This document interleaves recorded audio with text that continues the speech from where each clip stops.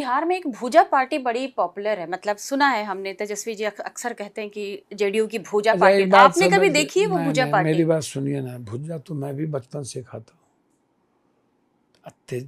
अब ये मैं देखिए, तेजस्वी जी विपक्ष के नेता हैं, मैं उस पर कोई बात तो नहीं कर सकता हूँ ना। तेजस्वी जी 4 तो साल भूजा पार्टी करके बोलते हैं। तेजस्वी जी 4 साल थे ना, नहीं थे सरकार में? थे तो उनको ज्यादा पता होगा। मतलब वो भी भूजा खाते होंगे। भैया मैं कह रहा हूँ, साथ में सीएम डिप्टी सीएम साहब सब बैठ के तो खाते ही हैं। उसमें कहाँ देखो, वो ज्यादा देखे होंगे। मैं तो कभी नीतीश जी के दरवाजे गया नहीं। हम नीतीश जी को मुख्यमंत्री बनाने में मेरी भूमिका रही, लेकिन हमने उसके बाद कभी नहीं गए। हमें उसकी कोई जानकारी नहीं है। कई तरह के सवाल उठते हैं, बहुत सारे पदाधिकारी हैं, आनंद किशोर हैं, पराशर हैं, अमृत प्रत्यय हैं, इस पर कोई चर्चा नहीं होती है, लेकिन डीके टैक्स पर चर्चा हो जाती है। भाई आप एक बात समझिए भैया, डीके के साथ तो आप भी थे पहले, तो हमेशा डीके के 4 साल आप थे। आप ऐसा, आप तो मतलब उनको सब पता होगा, उनको बताना चाहिए था। और उसी वक्त जब आप डीके गलत कर रहे थे या कोई सही कर रहे थे, तो आप उस वक्त आप सरकार में रह के डीके को हटा देते।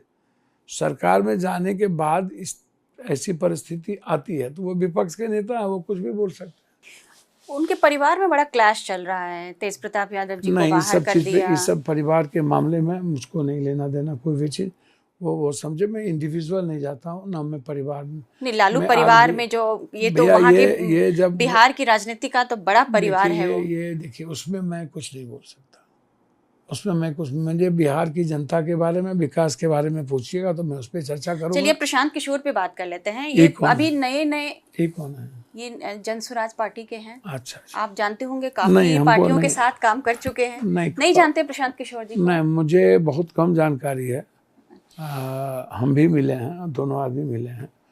वो तो काफी आजकल काफी चेहरे मतलब टीवी पे आ रहे हैं, काफी इंटरव्यूज हो रहे हैं। जब पैसा जब देंगे, हम भी देंगे पैसा, हम भी टीवी। लेकिन कांग्रेस से ज्यादा चर्चा उनकी हो रही है, क्योंकि वो तो नए आए हैं पार्टी में, सियासत में। मुझको तो कहीं नहीं लगा, आज तक कहीं नहीं लगा। काफी चर्चा है बिहार में, वो तो पदयात्राएं निकाल रहे हैं। भैया 2 साल पहले हम हाफ पैंट पहने तो एमएलए बन गए, तब जन्म नहीं हुआ उनका। और हम लाठी खाते खाते खाते खाते खाते खाते थक गए, सड़कों पर लड़ते लड़ते थक गए। अवार्डेड एमपी हैं, सबसे ज़्यादा सदन में क्वेश्चन और डिबेट है। ये पहले नौकरी की अमेठी में कांग्रेस के साथ, वहाँ से भाग के चले गए मोदी जी के साथ, वहाँ से भाग के चले गए कैबिनेट मिनिस्टर हो गए नीतीश के साथ, कुर्ता पहन लिए नीतीश कुमार जी को पिता। वो तो उनका प्रोफेशन था। फिर वही बात, वो कैबिनेट मिनिस्टर हो गए, प्रोफेशन था। कुर्ता पैजामा पहन लिए, प्रोफेशन था। राजनीतिक पार्टियों को उनका गजब सहयोग दे रहे थे चुनाव जितवाने में। कैबिनेट मिनिस्टर हो गए, वहाँ से भाग गए। वो कोई सहयोग नहीं करते। वो कोई आज तक सिंगल जाकर के किसी सीएम को नहीं बनाए। 2 बार 3 बार जो सीएम बने, वहां जाके उन्होंने मजदूरी किया, काम किया, पैसा लिया 300 400 1200 करोड़ रुपया। तो प्रोफेशनल काम कर रहे थे। तो कोई भी करता है। लेकिन अब जो सियासत में आए, अब मैं वही तो कह रहा हूँ, नए आए हैं। वहां से भागे, नीतीश से भागे तो चले गए रेड्डी के पास, रेड्डी से भागे तो चले गए ममता के पास, वहां Z+ ले लिए। अब वहां से भागे तो चले गए अमरिंदर के पास, अमरिंदर का खटिया खड़ा कर दिया। अभी तो आप कह रहे थे प्रशांत किशोर के बारे में मैं जानता नहीं। भैया मैंने कहा कि जो जानकारी आपको मैं दे रहा हूँ, मैं इतना ही जानता हूँ। पॉलिटिकल जेपी महात्मा गांधी बिहार है, वो दिल्ली नहीं है कि आप सोशल मीडिया और पैसे की बदौलत अन्ना हजारे और अरविंद केजरीवाल जी। तो आपको लग रहा है इतना जो वो पदयात्राएं कर रहे हैं उसका कोई फायदा नहीं? काफी घूमे हैं वो बिहार में। 2-3 करोड़ के वेनेटिंग बॉक्स में सोतना, 60 लाख का टेंट लगाना, बिरयानी खिला करके 100 महिलाओं को जुटा लेना, भीड़ पैसे के बदौलत 100-200। अब जितने कांग्रेस में, जितने इस पार्टी में जगह जिसको मुखिया को, सरपंच को, जिला परिषद को, अपराधी माफिया को नहीं मिलेगा। अब आप इसको समझने का प्रयास कीजिए कि क्या है। मतलब उनको अब जो जिसको कहीं जगह नहीं मिलेगी तो उसको लगेगा पैसा दे रहे हैं, मार्केटिंग में लड़ लो। तो बिहार में ना ये गए तो अच्छी बात है, सबको राजनीति करने का अधिकार है। और प्रशांत जी की मैं सम्मान करता हूँ, वो भी राजनीति करें, लंबा समय लगेगा। वो तो दावा कर रहे हैं कि जेडीयू को 25 सीटें नहीं आएंगी और नीतीश कुमार मुख्यमंत्री नहीं होंगे और कांग्रेस को 1 भी सीटें नहीं आएंगी। भैया देखिए ना, अब भगवान तो है नहीं, भगवान तो है नहीं, साधारण इंसान है। ब्लैक मनी बहुत है, और उसके बाद नौकरी उन्होंने की सब जगह। बिहार गए तो बोला अब हमको बिहार, जैसे चिराग जी को बिहार फर्स्ट, बिहारी फर्स्ट, और छोड़ेंगे नहीं घर, तो सबको बिहार याद आ जाता है अंतिम में। बिहार जो है वो सामाजिक न्याय की ताकत है, संघर्ष की ताकत है, और अब सामाजिक न्याय के लोग ही अभी 30-40 साल मुख्यमंत्री बनेंगे। ये गए तो बोला कि हम बिहार आए हैं, बिहार को बचाना है। बिहार को कई बार गाली दे दी है, यहाँ नहीं सुधरने वाला, जातिवादी है, बिहार के बारे में सोचना मुश्किल है। कुछ दिन ये जगह जगह 60 लाख का टेंट लगा करके कभी घूमते रहे, और उसके बाद बोले कि हम एमएलए का चुनाव नहीं लड़ेंगे। बाद में कह दी हमको, लोग कह रहे हैं हम एमएलए का चुनाव लड़ेंगे। वो तो जनता की पुकार थी। सर सुनिए ना मैडम, क्या बोलते रहते हैं। बोला सवाल नहीं उठता एमएलए का चुनाव में लड़ो।